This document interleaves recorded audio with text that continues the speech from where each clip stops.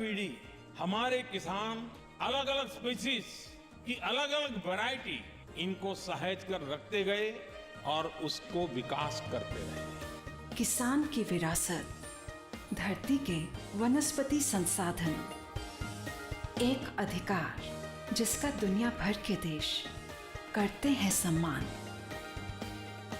आज भारत उन अधिकारों को दे रहा है नए मुकाम, ताकि और बढ़े किसानों की वंशागत किस्मों की पहचान का अभियान।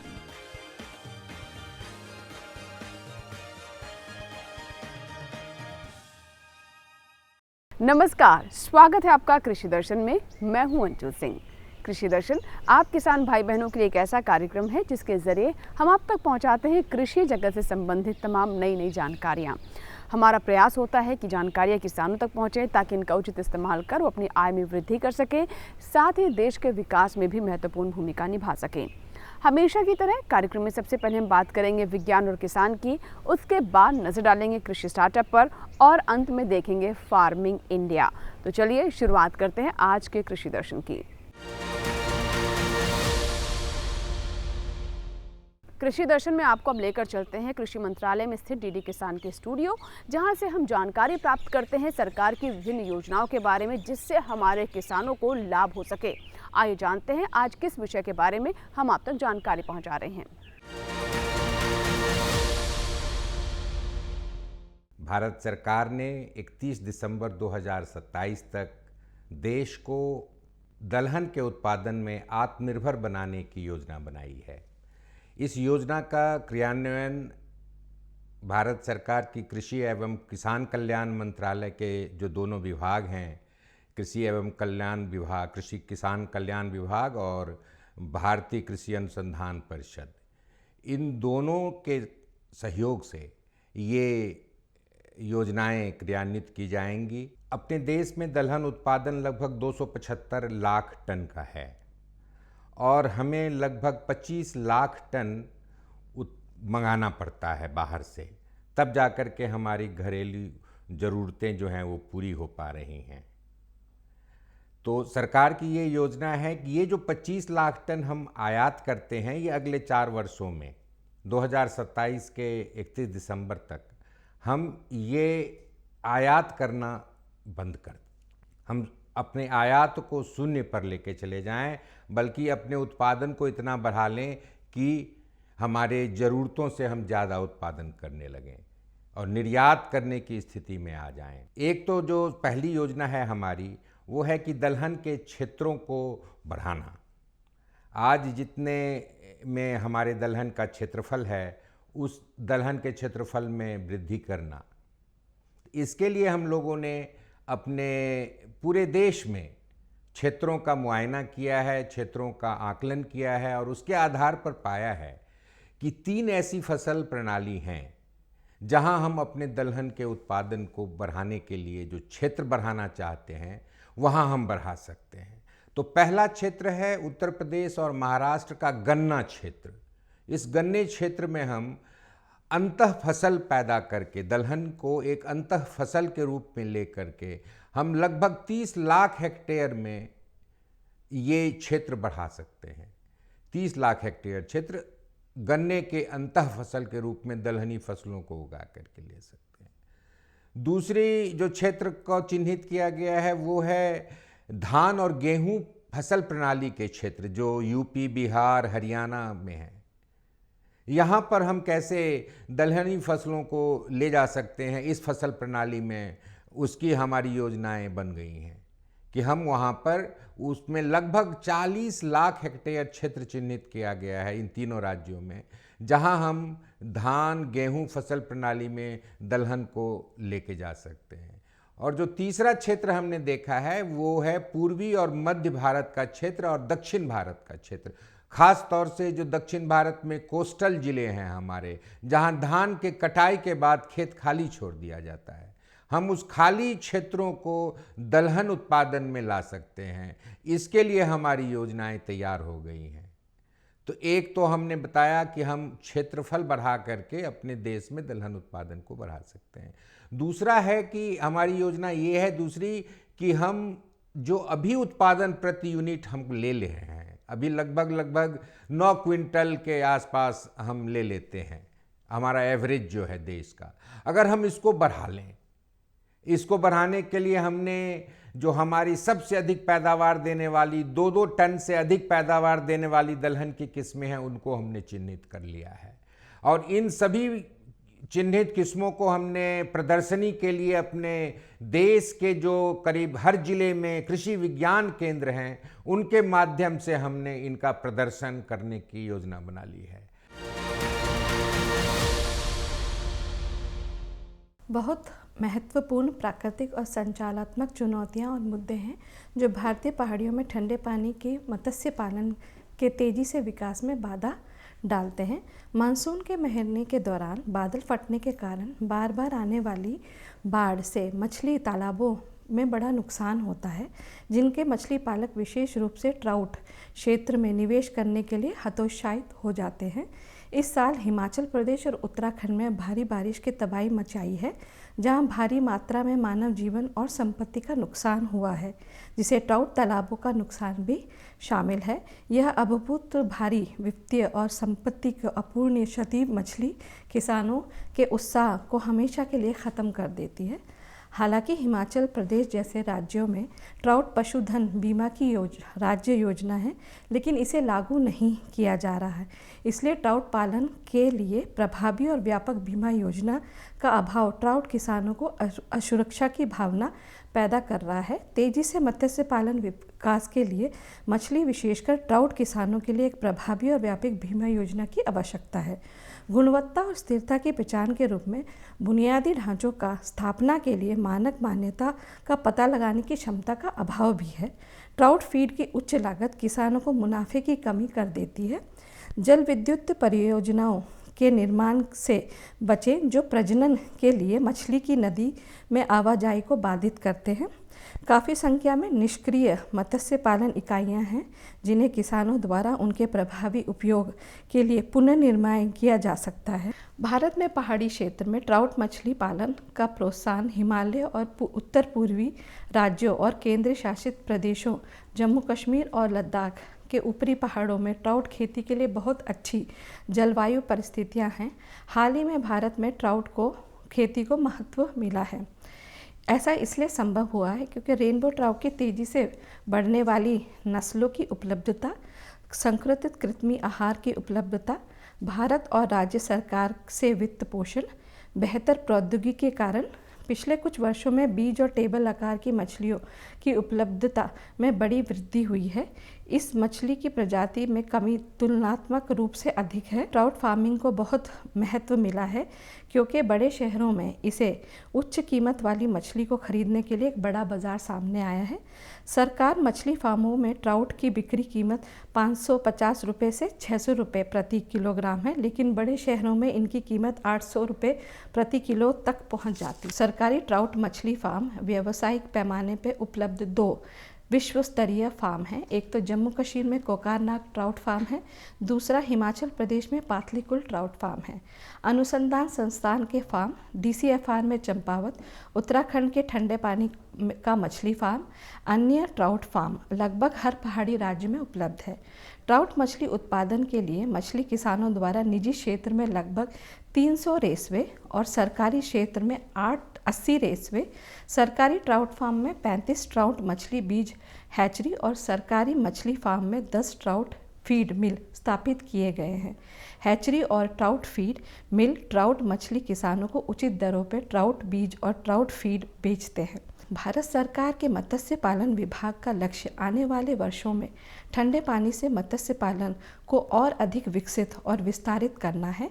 इसमें निम्नलिखित संभावित भविष्य की योजनाएं शामिल है: बुनियादी ढांचों का विकास, सुविधाओं और आधुनिकीकरण और जल गुणवत्ता प्रबंधन में सुधार पर ध्यान देने के साथ हैचरी, नर्सरी और मछली फार्म का और ज़्यादा विकास।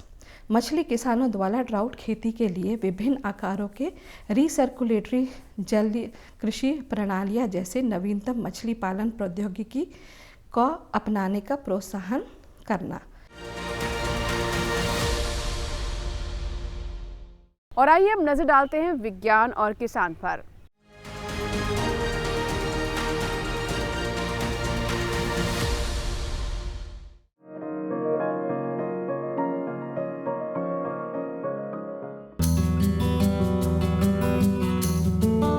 सब्जियों के बिना थाली की कल्पना भी नहीं की जा सकती। हमारे देश में अलग अलग मौसमों के लिए अलग अलग तरह की सब्जियां उपलब्ध रहती हैं। ज्यादातर सब्जियां 2 चरणों में उगाई जाती हैं। पहले चरण में नर्सरी तैयार होती है और दूसरे चरण में उनकी मुख्य खेती। अगर आप ट्रे में नर्सरी तैयार करना चाहते हैं तो टमाटर, बैंगन और बेल वाली सब्जियों के लिए 18 से 20 घन सेंटीमीटर वाली ट्रे की जरूरत होगी, जबकि शिमला मिर्च, फूल गोभी और सलाद वाली सब्जियों के लिए 8 से 10 घन सेंटीमीटर की। इस तरह के प्लास्टिक ट्रे में शंकु के आकार वाले खाने बने होते हैं। शंकु आकार का मतलब है कि ये खाने ऊपर से चौड़े और नीचे की ओर संकरे होते चले जाते हैं। बीज इन्हीं खानों में बोए जाते हैं। ट्रे में बीज बोने के लिए मिट्टी नहीं बल्कि अलग तरह का पदार्थ चाहिए। इस पदार्थ में 3 हिस्से कोकोपिट, 1 हिस्सा वर्मिकुलाइट और 1 हिस्सा परलाइट का होगा। इस मिश्रण को पानी में भिगोकर खानों में भर देंगे और हर खाने में एक बीज बोया जाएगा। बुआई के बाद बीज को वर्मिकुलाइट से ढक दिया जाएगा। वर्मिकुलाइट इसलिए क्योंकि इसमें नमी ज्यादा देर तक बनी रहती है। बीजों के अंकुरण के समय तापमान अनुकूल हो तो ट्रे को बाहर भी रख सकते हैं, वरना अंदर रखना ही बेहतर रहता है। गर्मियों के समय दिन में 2 बार और सर्दियों में 1 बार सिंचाई करनी होगी। बुआई के लिए 1 हफ्ते बाद पानी के साथ नाइट्रोजन, पोटाश और फास्फोरस मिलाकर छिड़काव किया जाएगा। इस तरह उगाई पौध 22 से 25 दिनों में तैयार हो जाती है, जबकि आम विधि में ये 1 माह का वक्त लेती है। ट्रे के पौधे मुख्य खेत में रुपाई के बाद जल्दी पनपते हैं और बेहतर पैदावार देते हैं। आमतौर पर रुपाई सुबह या शाम के समय करें। ज्यादा गर्मी हो तो शाम का वक्त ही चुनें। ट्रे में पौध तैयार करने के कई फायदे हैं। एक तो इसमें बेमौसमी पौध भी आसानी से तैयार हो जाती है। दूसरे, मिट्टी जनित बीमारियों का खतरा नहीं रहता। तीसरे, कम जगह में ज्यादा पौध तैयार हो जाती है। और चौथे, पौध को ट्रे सहित कहीं भी लाना ले जाना आसान होता है। इसके अलावा पौधों की बढ़वार एक समान होती है और जड़ें नहीं टूटती। जड़ें न टूटने की वजह से ही फसल जल्द तैयार हो जाती है। ट्रे में संकर किस्मों के बीज की बर्बादी कम होती है और सभी पौधे विषाणु से मुक्त होते हैं। ट्रे में पौध तैयार करेंगे तो उसे बेचना भी आसान होगा और नर्सरी का व्यवसाय करना भी। आधुनिक तरीकों ने खेती को नई ऊंचाइयों तक पहुंचाया है। आज अगर हमारा देश रिकॉर्ड तोड़ उत्पादन ले पा रहा है तो उसमें नई तकनीक का बड़ा योगदान है। ट्रे विधि से नर्सरी तैयार करना भी आधुनिक तकनीक है जो किसानों का काम न सिर्फ आसान बना सकती है बल्कि ज्यादा लाभकारी भी।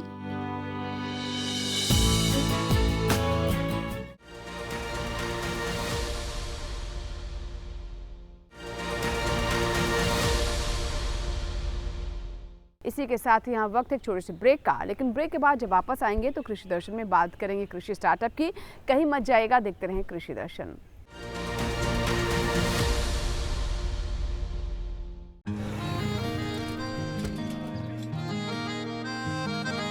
क्या बात है भाई, आजकल तो काफी खुश नजर आ रहे हो।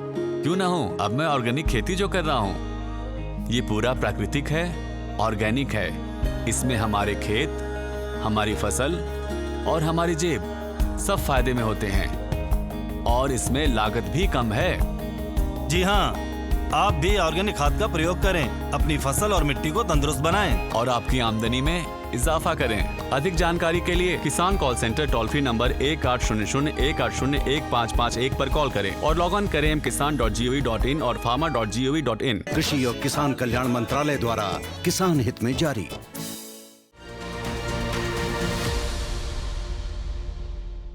ब्रेक के बाद एक बार फिर आपका स्वागत है। आप देख रहे हैं कृषि दर्शन। आइए अब नजर डालते हैं कृषि स्टार्टअप पर।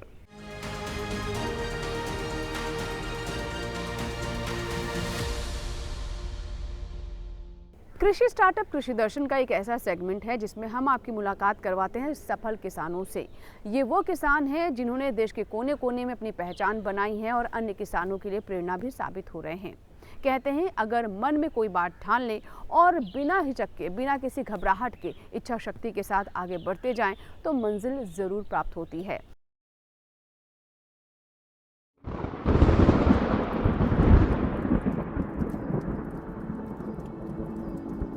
बारिश में मिट्टी से उठी भीनी खुशबू के बीच एक महक आती है बेहतरीन कुकीज की, जो हर किसी को दूर से अपनी ओर खींच लेती है।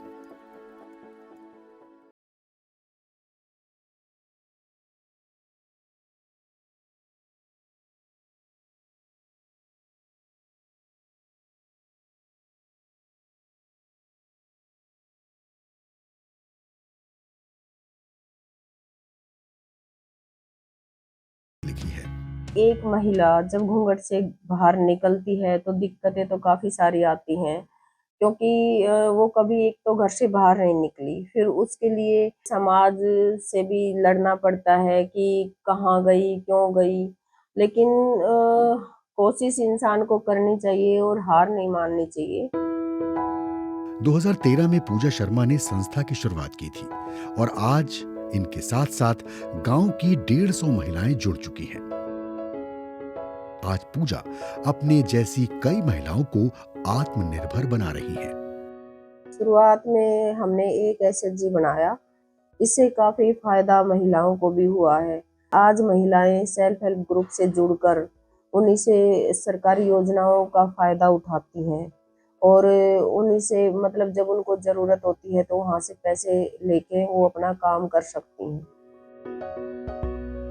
पूजा शर्मा को उनके इस काम के लिए नारी शक्ति सम्मान से सम्मानित किया जा चुका है, क्योंकि जो हाथ कभी चूल्हे पर रोटियां सेकते थे, आज वो कई हाथों को काम दे रहे हैं।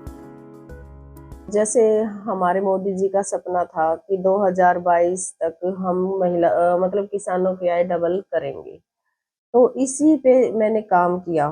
जो किसान भाई खेतों में उगाते हैं या महिला किसान उगाती हैं, तो उनको मूल्य वैल्यू एडिशन करके मार्केट में देंगे, तो मेरा मानना है कि हम डबल की बजाय 4 गुना भी आय कमा सकते हैं। तो इसी एक महिला सशक्तिकरण को देखते हुए और देसी प्रोडक्ट को बढ़ावा देने के लिए मेरे को केंद्र सरकार ने नारी शक्ति सम्मान से सम्मानित किया है। पूजा शर्मा की इस कोशिश को गांव की महिलाएं सलाम करती हैं और साथ ही हम भी पूजा जी के इस जज्बे को सलाम करते हैं और आशा करते हैं कि इसी तरह ये दिन दुगनी और रात चौगुनी तरक्की करें।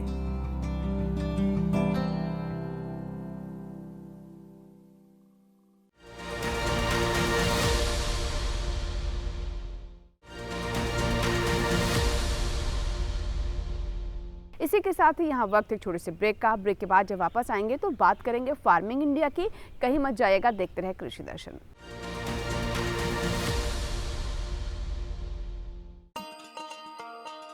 किसान भाइयों गांठ बांध लो, गांठ बांध लो, बात बहुत है काम की, समृद्धि के पैगाम की। मिट्टी के मिजाज को समझो, मिट्टी के हर राज को समझो, मिट्टी की तुम जांच कराओ, मुफ्त सॉइल हेल्थ कार्ड ले जाओ। कभी मुनासिब बीज लगाओ, सही किस्म की खाद ले आओ, जितनी जरूरी उतनी डालो, सही मात्रा खुद पहचानो, इसको अपना मंत्र बना लो, मिट्टी की सेहत तो जानो। बात बहुत है काम की, कम लागत अधिक वरदान की। किसान भाइयों गांठ बांध लो, आज ही मिट्टी की जांच कराएं, राज्य सरकार के कृषि अधिकारी से संपर्क करें और मुफ्त में सॉइल हेल्थ कार्ड पाएं। कृषि और किसान कल्याण मंत्रालय द्वारा किसान हित में जारी। ब्रेक के बाद एक बार फिर आपका स्वागत है। आप देख रहे हैं कृषि दर्शन। आइए अब नजर डालते हैं कृषि दर्शन के फार्मिंग इंडिया सेगमेंट पर, जिसमें हम आपको बताते हैं सरकार की उन योजनाओं के लिए जो कि विशेष तौर पर आप किसानों के लिए हैं। तो आइए नजर डालते हैं आज के फार्मिंग इंडिया पर।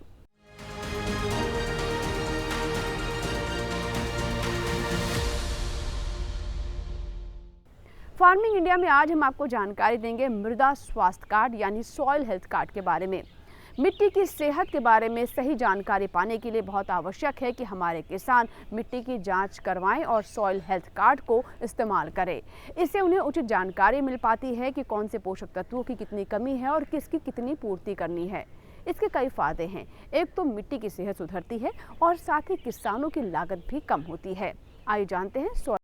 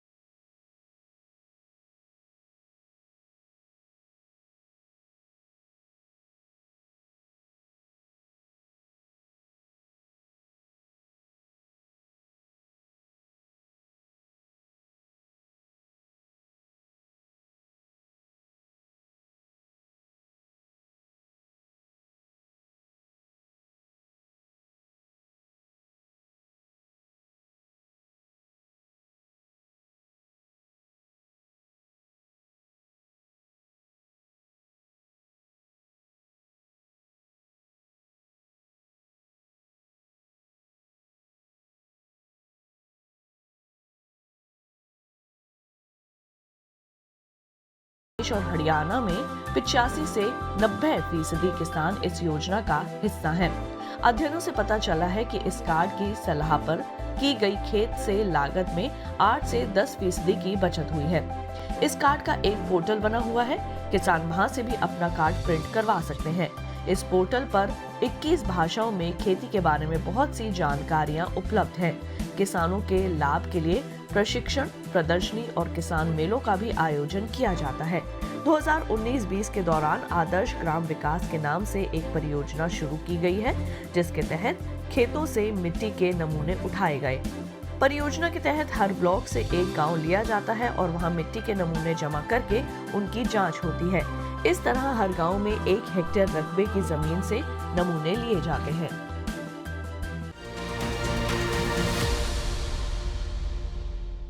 तो ये था हमारा आज का फार्मिंग इंडिया, जिसमें हमने आपको ई-नैम के बारे में विस्तृत जानकारी दी। आशा करते हैं कि आज का कृषि दर्शन आपको ज़रूर पसंद आया होगा। अगर आपके कोई सुझाव हैं तो आप हमें ईमेल कर सकते हैं, पत्र भी लिख सकते हैं। हमारा ईमेल आईडी नोट कर लें। ईमेल आईडी है krishidarshan@gmail.com। पत्र लिखने के लिए हमारा पता नोट कर लें। कृषि दर्शन, कमरा नंबर 58, CPC, दूरदर्शन, खेलगांव, नई दिल्ली 110049। कृषि दर्शन आपका अपना कार्यक्रम है। आपके ईमेल्स और आपके पत्रों का हमें इंतजार रहता है। आपके सुझाव हमें कार्यक्रम को और बेहतर करने में मदद करते हैं। चलते चलते एक और जानकारी दे दें कि आप कृषि दर्शन हमारे YouTube चैनल पर भी देख सकते हैं। इसके लिए टेलीविजन स्क्रीन पर दिखाए जा रहे इस QR कोड को स्कैन करें और YouTube पर भी देखें कृषि दर्शन।